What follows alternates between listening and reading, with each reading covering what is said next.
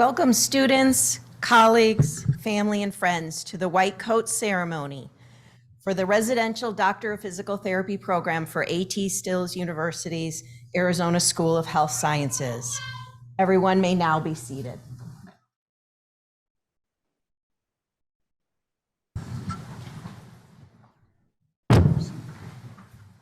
Good morning.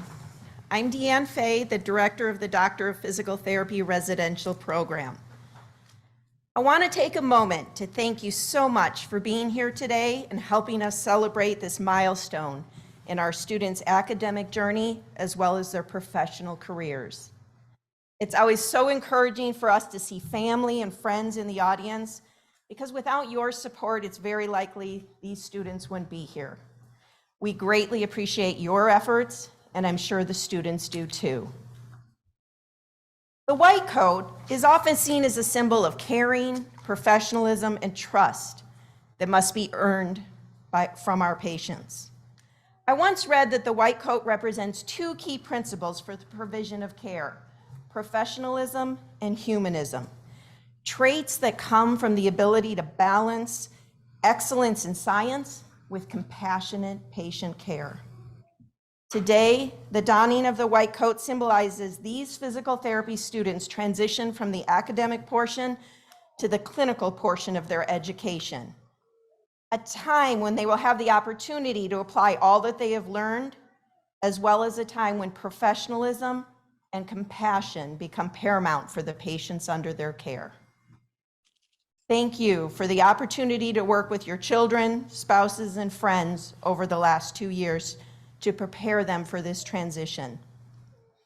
We are confident they will meet and surpass the expectations of care that the white coat represents. I'd now like to introduce our stage party. Dr. Craig Phelps, President of A.T. Stiles University. Dr. Norman Gevitz, Senior Vice President of Academic Affairs. Dr. Ann Lee Birch, Dean of the Arizona School of Health Sciences. Our guest speaker, Philip Teigel, and all of our program faculty. I now welcome Dr. Gevitz to the podium for opening remarks.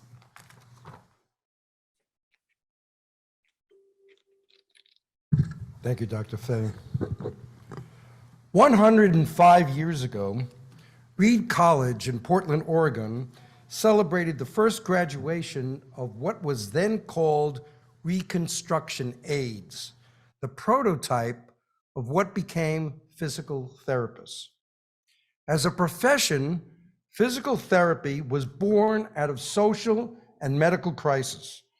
First, the need to provide trained individuals to effectively treat through manipulations the thousands of individuals who contracted polio in 1916, and then the thousands more who were maimed and injured during the First and Second World Wars and the military conflicts thereafter.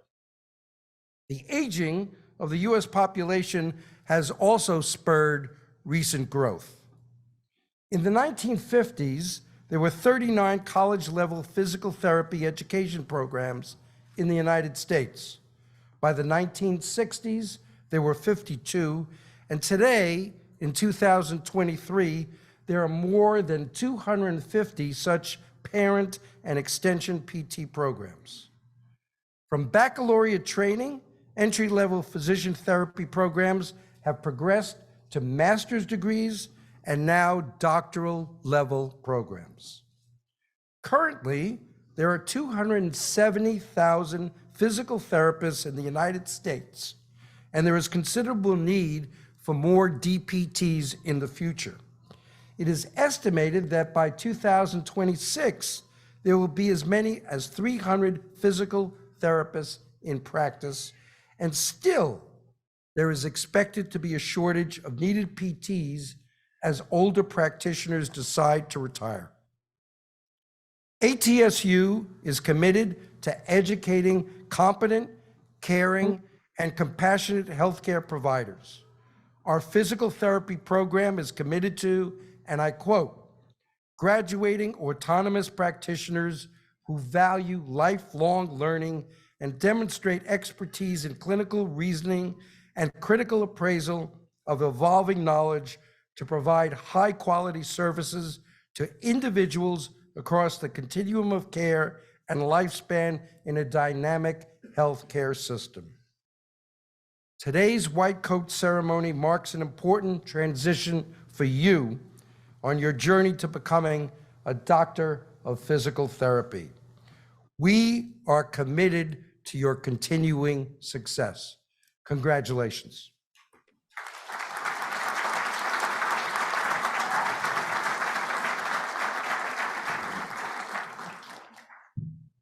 Thank you, Dr. Gevitz. Now I'd like to welcome Dr. Ann Lee Birch, the Dean of the Arizona School of Health Sciences. Thank you, Dr. Fay. Congratulations, students, on reaching this significant day and event, the Doctor of Physical Therapy Whitecoat ceremony. The day is one which marks the time when you literally step up and out, away from the classroom, into the clinic, the healthcare environment, and a community of patients in need. In this stage, your patients in many ways become your ultimate teacher. Your patients will teach you not only about pain, function, range, strength, endurance, and the host of physical limitations they may be experiencing, but about how their housing, work, economic stability, social and mental stress, food scarcity, and perhaps social isolation may be contributing to their progress toward optimal health. The next phase of your education is both exciting and challenging, and my hope is you embrace it with gusto. Transitions can be so liberating as you start something fresh and are very intentional about how you navigate that change. Take this next step with a renewed sense of purpose. The white coat symbolizes, as Dr. Fay has indicated, that you are ready and determined to continue to learn within the clinical environment the necessity of respect, compassion, and evidence-based practice, that triad of science and humanity central to the physical therapy profession. I imagine you have a combination of fear and excitement, depending on your confidence levels and comfort level with adaptability to change. I do know for certain that the faculty before you has prepared you very well for this transition, and you yourselves have put in the effort and time to attain the knowledge and skills to be successful during this next phase of your graduate education. As you immerse yourself in your clinical setting, stay connected to those who encourage you when you are feeling discouraged. Stay balanced, rested, healthy, and reach out to your clinical instructors and faculty when you need that guidance. During this transition, be the best you can be each and every day, and congratulations once again, all of you, for reaching this milestone in your educational journey. Thank you.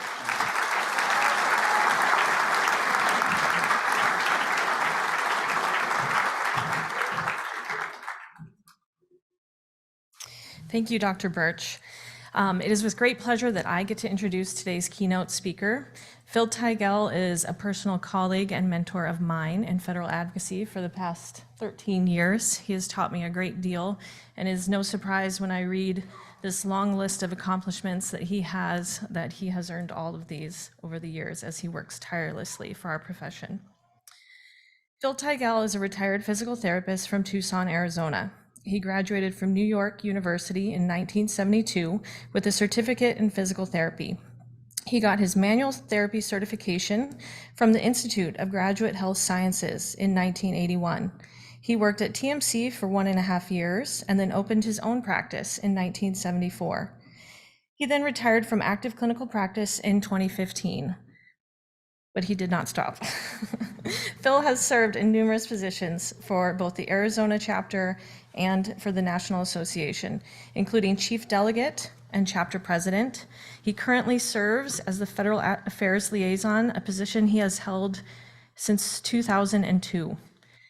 Awards and recognitions include Outstanding Physical Therapist of the Year for the Arizona Physical Therapy Association, 2011 Service Award for the Private Practice section from the APTA, 2012 Pauline Wampler Service Award from the Arizona Physical Therapy Association.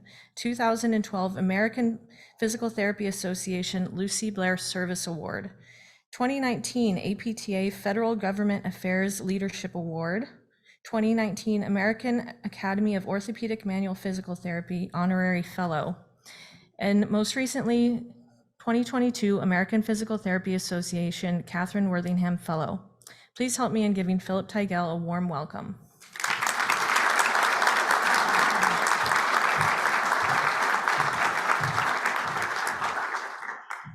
Thank you, Jamie. I want to thank you all for inviting me to speak. It's really a great honor to be asked. And when Dr. Bordenave first called me and asked me if I'd be willing to speak, I asked her what she wanted me to talk about. And she said I could talk about anything I wanted to as long as I didn't go over 15 minutes. Now, for those of you who have ever had to give a talk, you know it takes a lot longer to prepare a short talk than a long talk. So thank you very much, Dr. Bordenave. My comments today, my talk today is mostly for you in the first 3 rows, my future colleagues. The rest of you can listen in, you're more than welcome. But these are really comments for you.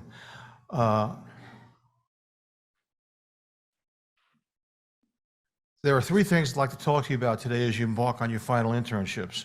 The first 2 have to do with what to expect and how to make the most out of your clinical rotation, and the third has to do with how to make the most out of being, how to become the best professional you can, and the other has to do with how to make the most of your profession. Now, I had 3 clinical rotations as a physical therapy student. For the first 2, I was merely used as cheap summer help. There wasn't much clinical education going on. Now, the third one, I did learn something. I learned how to play hearts. There was not much clinical education going on, and I hope you all get better rotations than I had. By the way, I must tell you, we had to buy our own white coats. We had to put them on ourselves, and we didn't have any fancy ceremony. They just said, go out and do it. So, actually,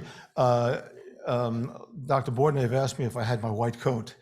My white coat is like 60 years old. It's tucked away in a bin in my storage shed with the rest of my costumes.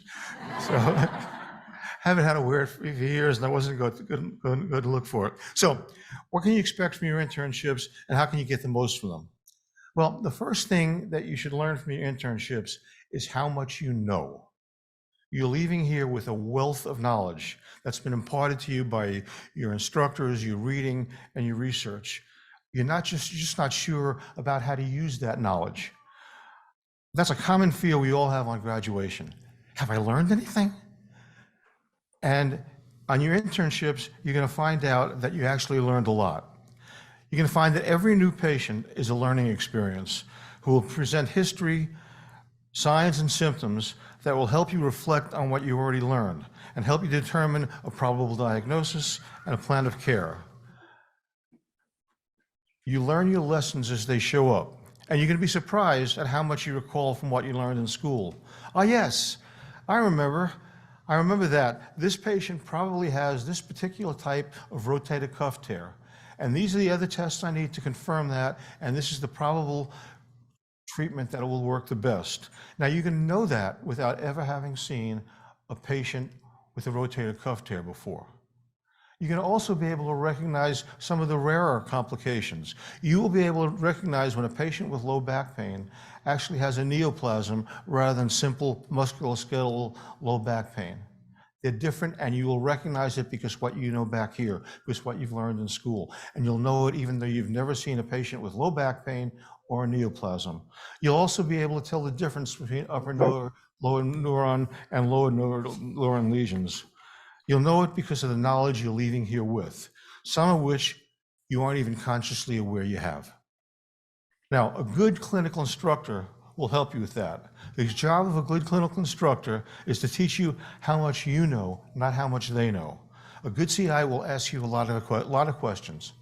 Don't be intimidated by those questions. Don't feel threatened. They're not there to test you. They're there to challenge you and help you recall everything you know.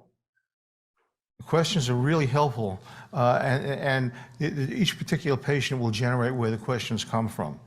The second thing you should learn on your internships, though, is how little you know. Despite everything I said, and despite all the knowledge you've gained, there's still so much more to learn. And if you work at it, every day should be a new learning experience. That's an old saying, the more educated you are, the more you know how little you know. And that can be very frustrating, but it's also enlightening. One of the hallmarks of a profession is that professionals know their own limitations. You'll know when you're over your head and when you have to look for more. Now, some of the gaps in your knowledge will be because they were things that were never taught or had the opportunity to read about. As good as your instructors were, they couldn't teach you everything. Truth is, they don't know everything themselves. Here's where you have to search for answers. You can start by asking questions of your clinical instructors. They may know or be able to help you find the answers. Question and answer sessions with your CIs are great learning experiences and also lead to developing really good clinical collegial relationships. You can also do some research on your own. And education is far more than learning stuff. It's also about developing the skills to learn more. Now, my son was a history major. I was never too thrilled about that. I figured if he didn't go into teaching, he'd never find a job. I mean, you don't open the classifieds or search engines and find ads for history majors. And I used to tease about that until one late night after a couple of drinks at an airport bar because of a delayed flight, I mentioned that to a woman sitting next to me, and it turned out she was a college placement officer. And she said, "Oh, no, you're wrong. You're wrong. I have no problem placing history majors. They're wanted by banks, they're wanted by industry, because they know how to look stuff up." My son never had trouble getting a job. He didn't go into teaching. He's held the same job for years, he makes very nice money, and his job is looking things up. So the important part of what you've learned is how to look up what you don't know. Your education has taught you to learn more. Your education is a license to learn and grow. But what do you do when the answers just aren't there, or when they're unclear, or when they don't make sense? Well, some of your lack of knowledge is just because of gaps in your education or memory. Some of it is because we, collectively, just don't know. The answers just aren't there and may never be. This is particularly true in physical medicine. Sometimes the best answer to a question is, "I don't know," or "we don't know." Of course, you have to wonder which is the correct answer. If it's "I don't know," that's something you can correct. If it's "we don't know," which is often the case, that's another story. Frozen shoulder is a really good example. Why do people develop frozen shoulders? We don't know. Why do frozen shoulders get better? We don't know. What's the best way to manage frozen shoulders? That we do know. So if your answer to that question was "I don't know," you better go out and find out what we know, because you should know how to and learn how to manage the frozen shoulder, even though you'll never know why it happened in the first place. Now, this is not a shortcoming of physical therapists or physical therapy. Physical therapists know more about the conditions we treat than most other professions. But there's lots of, the nature of what we treat is the problem with finding all the answers. There are lots of variables that preclude adequate testing and controlled trials. Now, you might be upset to find that some of your clinical instructors are using diagnostic tests or treatment approaches that are not evidence-based or recommended in clinical practice guidelines. Don't be quick to judge. Be an open-minded cynic or an open-minded skeptic. Remember that clinical experience is one of the three legs of evidence-based practice. Many clinicians use approaches that they have found to be effective, even though randomized controlled trials were unable to prove that effect. Of course, some are using those techniques because that's what they were taught to do. They aren't thinking, they aren't going to change, they're lazy, and that's about it. But that's not always the case. The reason many clinicians don't follow clinical practice guidelines is not because of lack of knowledge. Sometimes clinical practice guidelines do not hold up to clinical practice. Much of the research in physical therapy and physical medicine fail to demonstrate the benefits of many techniques and tests, but they also fail to demonstrate the lack of benefit. The research doesn't prove that techniques are ineffective, fails to prove the null hypothesis. Despite those flaws in the research, many of the people who compile clinical practice guidelines come up with a recommendation, or more so the lack of recommendation, says this treatment or this test is not recommended. And that's a very misguiding statement. Not recommended does not mean it's recommended against. What it means is we don't know. So just because a treatment or an approach is not recommended, it doesn't mean you shouldn't use it or shouldn't try it. It just means that it hasn't yet been backed up by evidence.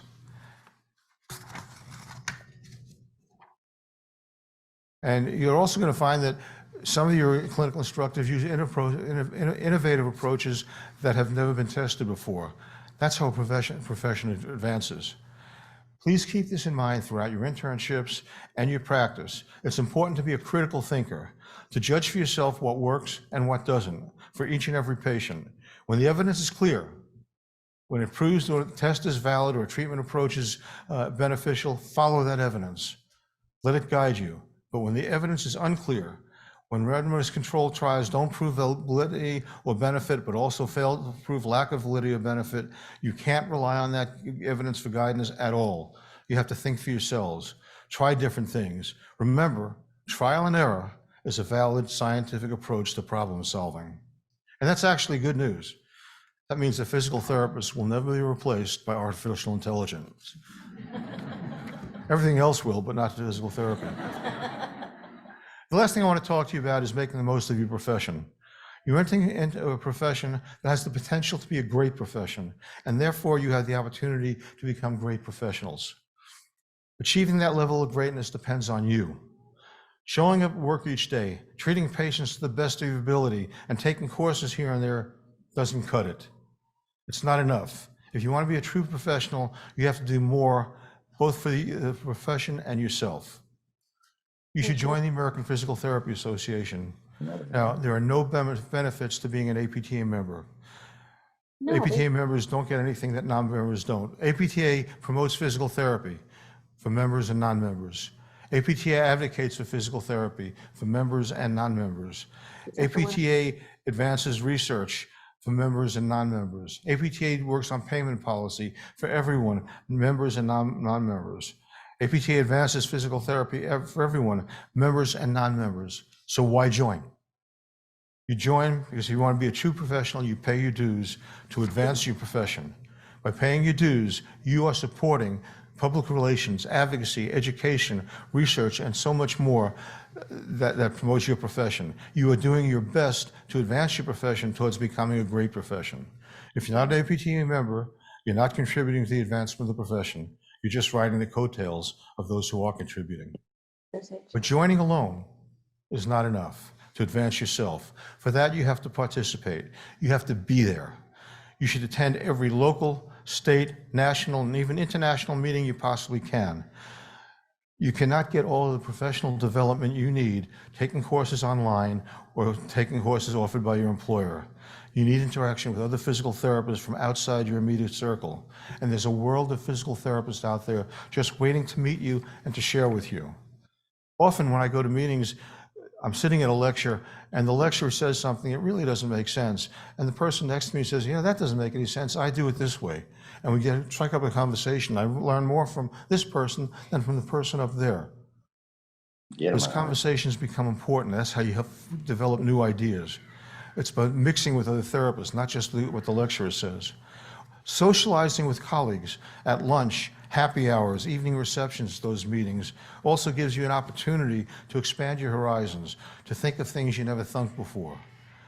When you participate in these meetings, you'll have the opportunity not only to hear from the legends of physical therapy whose works you've studied, but actually to sit down with them, to break bread, have a drink, and you'll be surprised to find that most of those legends are as excited to sit down and talk with you as you are with them. They welcome you as colleagues. That's something you just can't get with online courses or looking up things on the internet. You've got to be there to expand and reach your professional potential.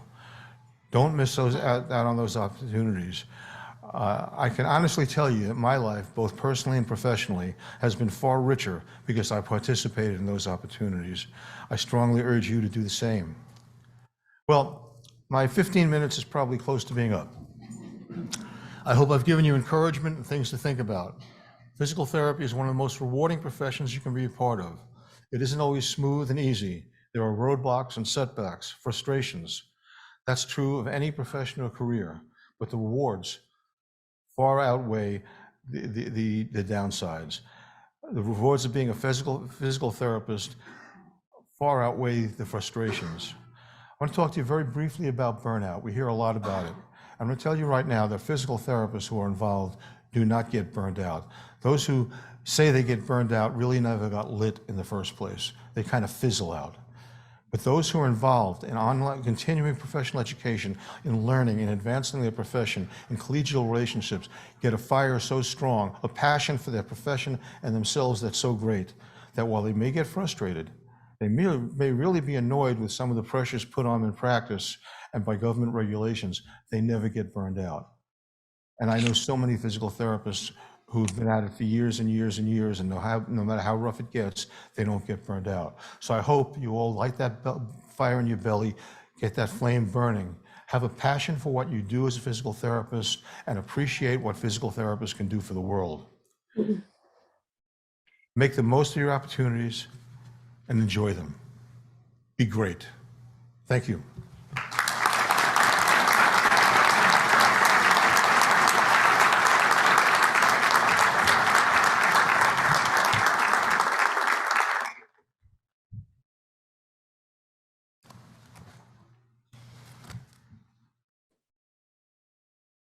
So thank you, Mr. Teigel. As a token of our appreciation, we just have a small gift for you, very small compared to the wonderful words you just offered our students, but thank you. We Thank you. appreciate you.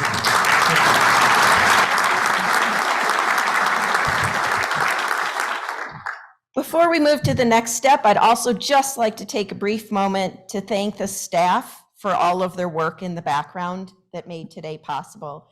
Tressa Morales, Erlinda Cisneros Johnson, Cassie Reynolds, and Joanne Pelton worked very hard to make today a reality. I'd also like to thank Nick Higginson, Holly Breconier, and Kyle Alsup, and the staff from the IT department for helping with everything to make it possible as well. Now, it's time for the Whitecoat presentation, what you've all been waiting for.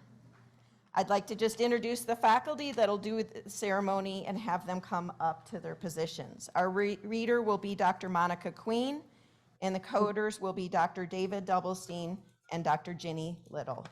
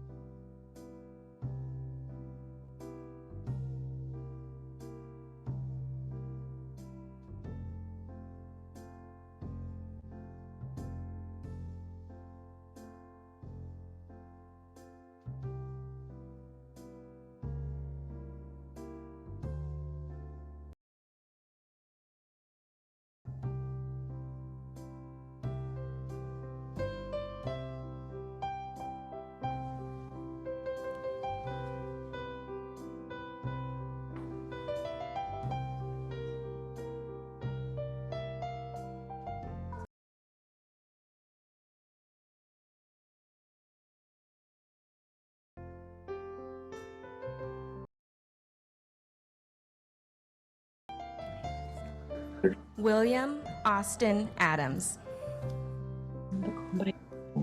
Sabrina Allen.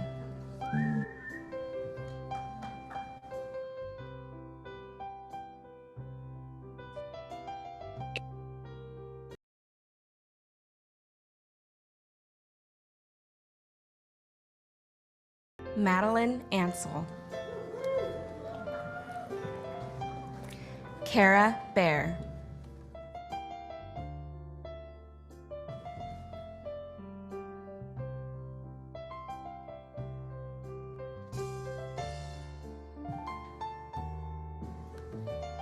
Allison Bingham. Marissa Brown.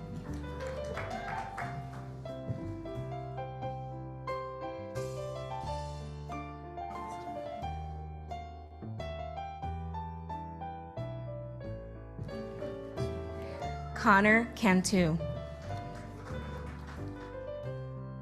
Brandon Matthew Coombs.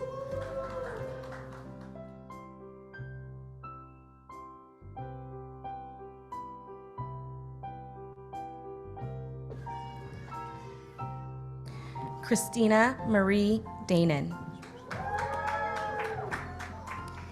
Andrew Allen Dax.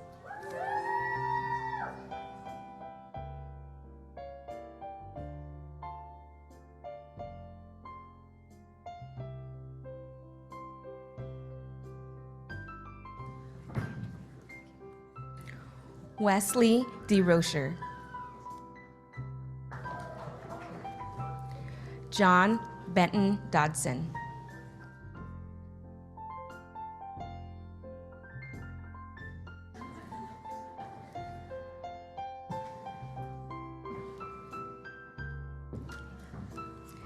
Allison Dudzik.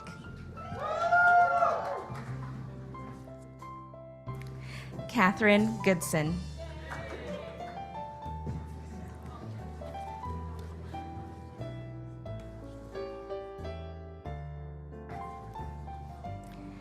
Hannah Mae Guterman.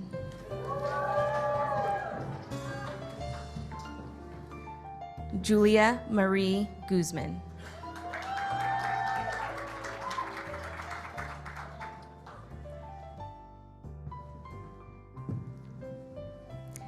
Kelsey Lynn Drone Haddock. Christopher Stephen Hankerson.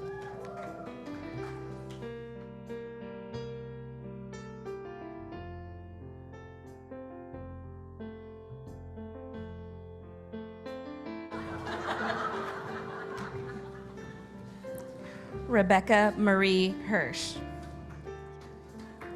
Nathan Bradley Hughes.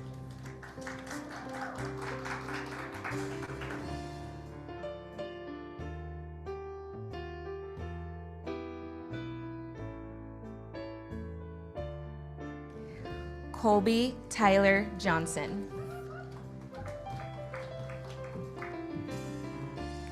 Megan Emily Nadler.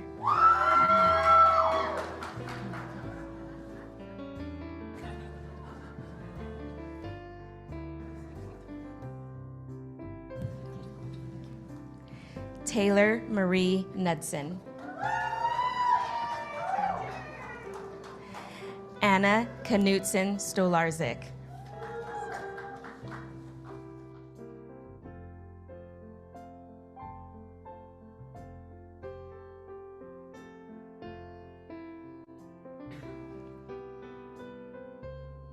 Cheyenne Koki. Ellen Lamb.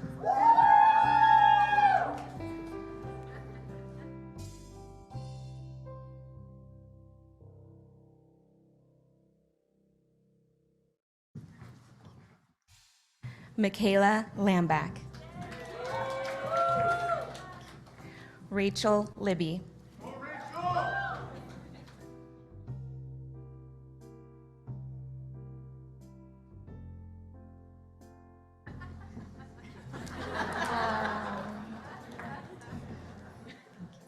Everett Lunt. Saba Madavi.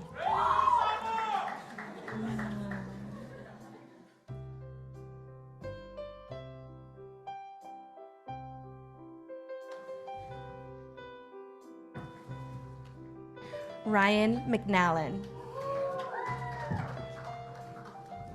Madeline Brooke Macis.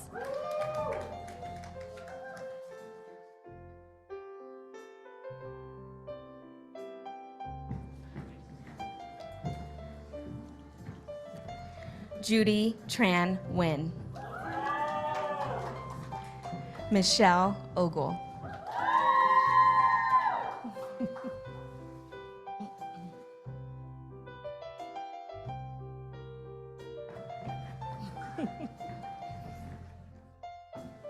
Lauren Parrish. Studi Patel.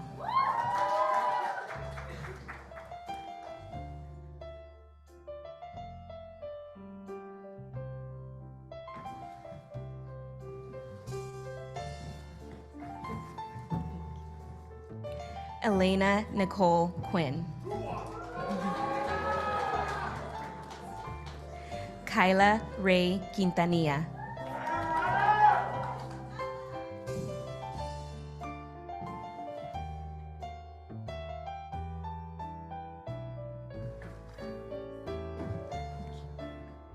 Taylor Ann Shockley.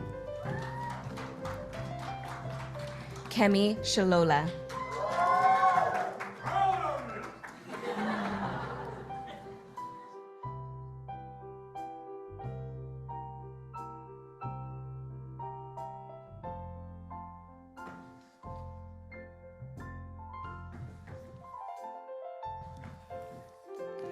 Ariel Elena Showalter. Dylan Reed Schuler.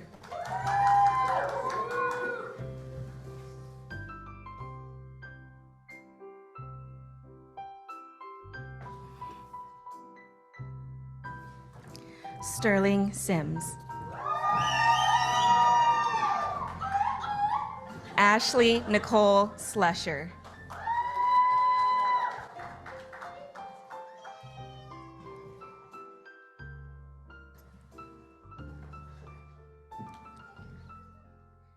Rachel Slider.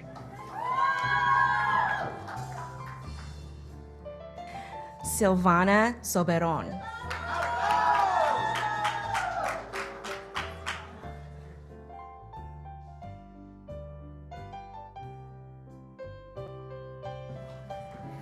Brandon Stephen Stewart. Taylor Stortz.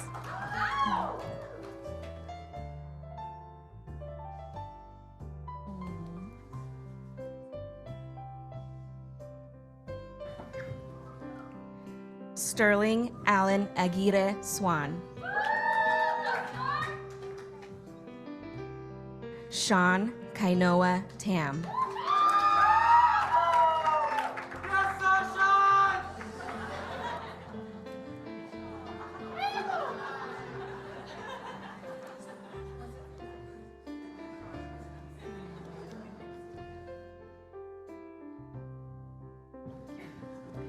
Brandon Mark Van Osten.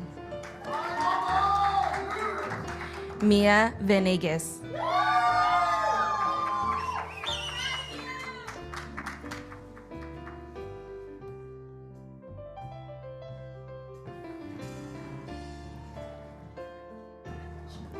Cassidy Lee Wagner. Jamil Pagadwan Watan.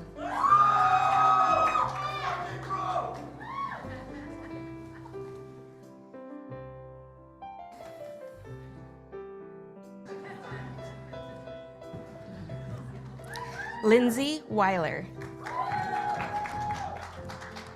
Brandon Wishman.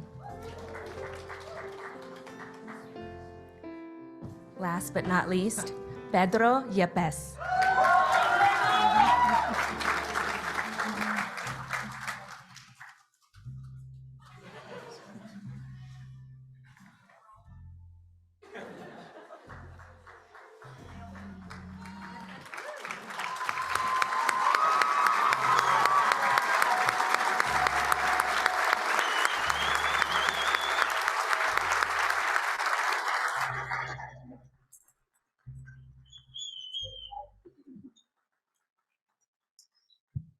I'd like to ask one more round of applause for all the students on this wonderful achievement.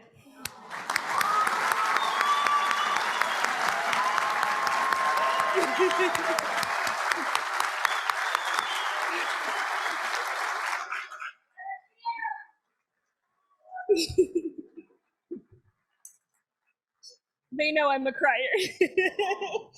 Next, I would like to welcome Dr. Robinson to the podium to lead the students in the physical therapy oath.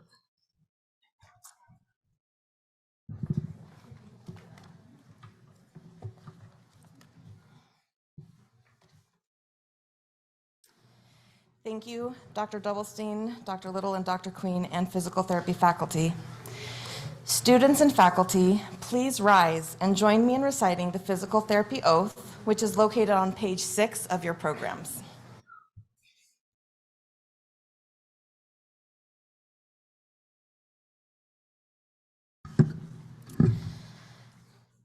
As a physical therapist dedicated to providing the highest quality care and services, I solemnly pledge I will respect the rights and dignity of all individuals who seek my services or with whom I work, act in a compassionate and trustworthy manner in all aspects of my services, exercise sound professional judgment while abiding by legal and ethical requirements, demonstrate integrity during interactions with colleagues, other healthcare providers, students, faculty, researchers, the public, and payers for the enhancement of patient care and the advancement of the profession.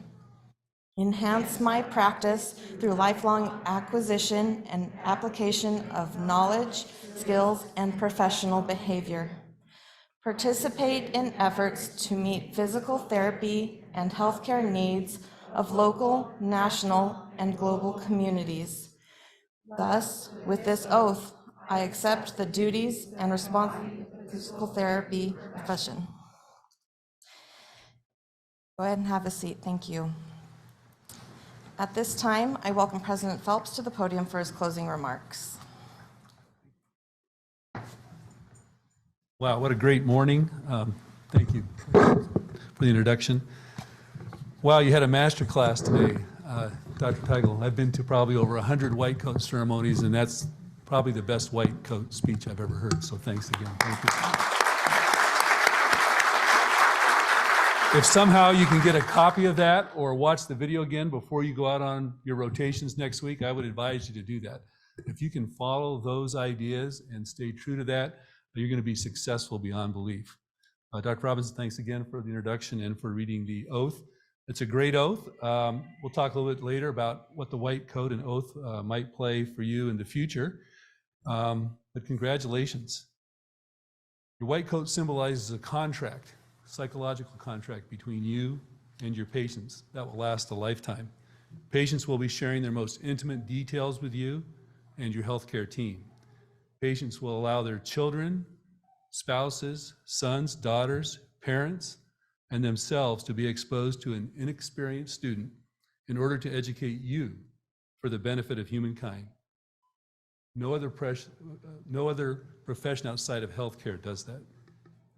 Your priority is to always act in the best interest of your patients, no matter their political beliefs, race, gender, preferences, income, age, education, or status in life. I'm going to read that again.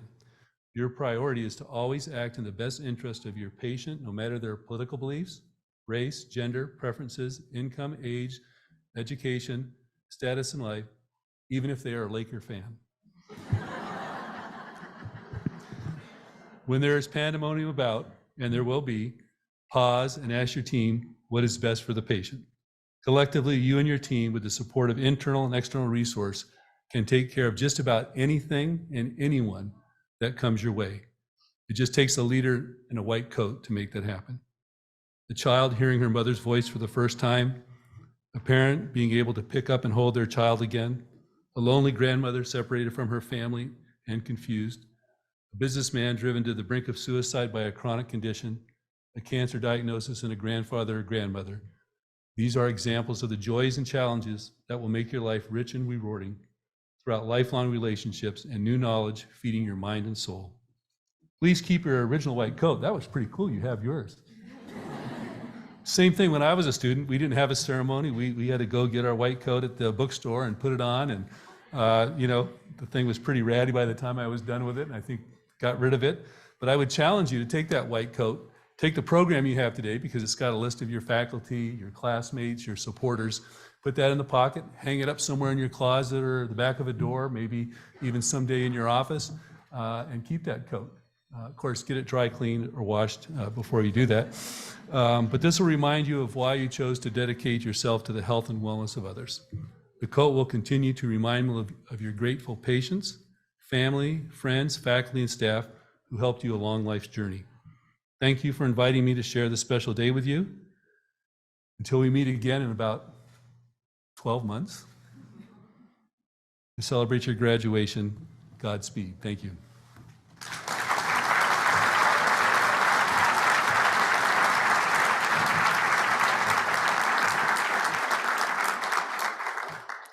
Thank you, Dr. Phelps. Wow, what a morning. These thoughtful and inspiring words mark the end of today's ceremony. Congratulations to all the students on this next step of your educational journey. Let's have one more great round of applause for these students and their accomplishments.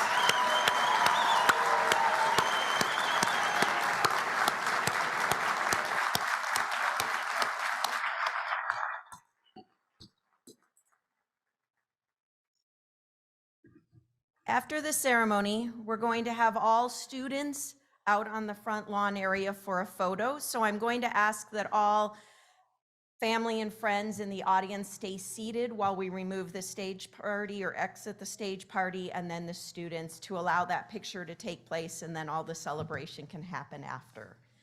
So at this point, I'd like to thank the stage party for being here today, and you may now exit the stage.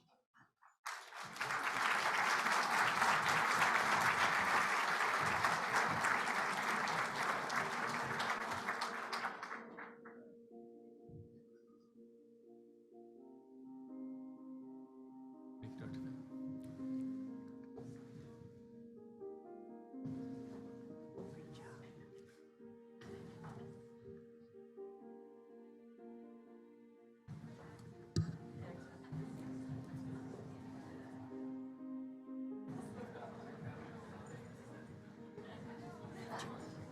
Do you want me to have students stand? Should I ask the students to stand? And the students, go ahead and stand, and you can exit on out to the front lawn, please. Congratulations again.